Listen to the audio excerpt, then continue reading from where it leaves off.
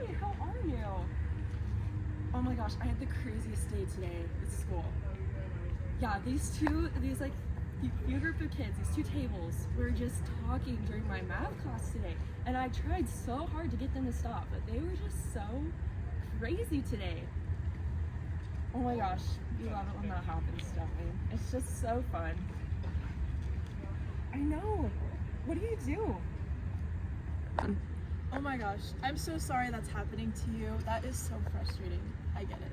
What I would do is, there's this theorist I really like from when I was back in undergrad. His name is Rudolf Dreikurs.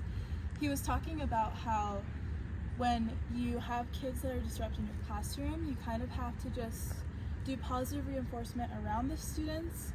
And once you do that, like for example, hey, I really love how you're listening to my directions and you're being quiet, stuff like that. And then once they're doing their independent work, that's when I would pull the students to a side and be like, okay guys, let's talk about the consequences of our actions.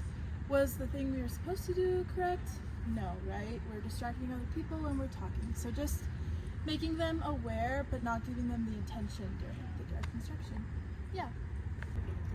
Oh my gosh, you are so great. Thank you so much. Glad to know I'm not the only one. But that's great advice. I'm gonna do that tomorrow. Oh, thank you so much for answering my call today. Of course. I'm so happy we're meeting for lunch. I know, this is good. It's needed after a huge day. But how was your class today? Oh my gosh, let me tell you. I had them cutting these apples in a basket, and I told them when you use scissors, you hold them correctly, and you just use it. I know, and you just use it to cut the apple around so you can put it in your little apple basket. But I have this kid, oh my gosh, little Billy Bob, he like grabbed the scissors, like, I have these scissors, and like he almost hit these kids, and I'm like, no, we don't do that, Billy Bob, like that's just not okay. So what would you do? Because I have no idea. Oh my gosh, it's so hard. Between our phone call and now, I looked at who you were telling me about, Rudolf, his name, whatever, and I researched his theory of logical consequences, and so I'm gonna apply it more in my classroom. But I think that just like telling him that the behavior is not great, pulling him aside and just being like he almost hit a kid, yeah, and then he tried to cut someone's hair. No. Yeah, I'm just like, imagine the parents too.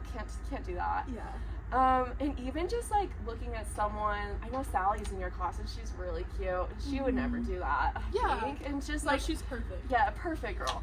I think just like reinforcing her behavior, giving her the positive encouragement to just be like, look at how Sally's handling her scissors, like, and then pulling him aside if he keeps doing it and telling him what the consequences are, like, you're not going to be able to finish your assignment or something like Exactly, that. that's really good, because I feel like sometimes I'll try to like I think he does it out of attention, and I just have such a hard time with like, okay, we're not gonna do that, but then all these kids are looking at me, and then he's getting the attention he wants. So but hard, I like that we're like telling like, oh, like Sally's such a great example of this.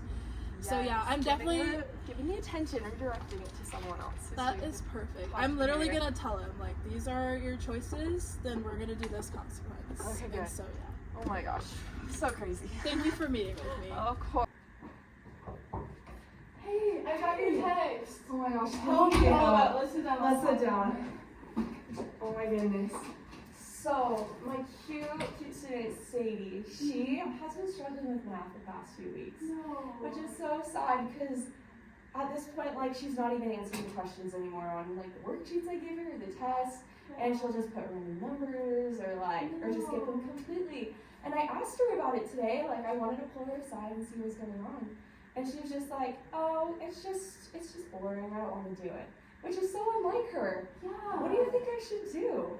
Man, okay, so with that person we were talking about, Dreikurs, Yes. I was looking more into it because I'm like, wait, let me refresh my memory. Yeah. And something that he's big on is just like making sure you're like suiting the needs of the students, like you're gonna offer her more time maybe to do it, because like it sounds like she's just kind of shutting down at this point, and I feel like I think so. we just need to be a little more flexible with her. But yeah, that's so smart. yeah, I think it's really good to do some positive reinforcement as well. Notice the good things she is doing, like, Yes. hey, I noticed that this part you're doing really good. Let me help you with this other part. Maybe just Great idea.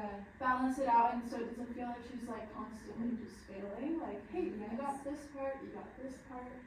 And then another thing is just like reward that correct like answer, you know, like, oh my gosh, you actually did it. Like those like little celebrations, you know. I think those are awesome. So. That's such a good idea. You're awesome. So grateful for you. Glad we got to meet about this. Right. Thank you. Hello! Welcome to Education 1, 2, 3. This is the Gray Squared segment. Perfect. Today we are doing our segment on Rudolf Dreikurs, a theorist known for the theory of logical consequences. Yeah, so we're just going to quickly debrief on what we did in the video. So with the first instance, it was the students talking during the class. That was an example of the theory of logical consequence because when we were discussing ways to approach that, we talked to the students separately about what the consequences were for their actions so that we prepare them for that type of behavior the next time. Exactly. Then the scissors segment where the little boy was running Billy Bob, I think. Yeah, that was funny. He was dancing with scissors So about to cut someone's hair. We talked about how it was important to avert the behavior, adjust our stance instead of like freaking out, being like, hey, taking them aside, letting them know the consequences, and making sure we give positive reinforcement to the children or students who are doing well.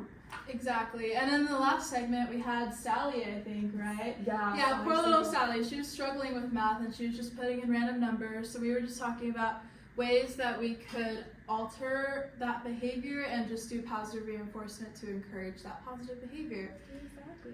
And there's this quote that I want to end on with Rudolf Dreikurs where he says, "We cannot prepare our children from life, therefore it is essential that we prepare them." Oh, sorry. We cannot protect our children from life, therefore it is essential that we prepare them for it. Perfect. And with that, we end the Gray Squared segment. Bye.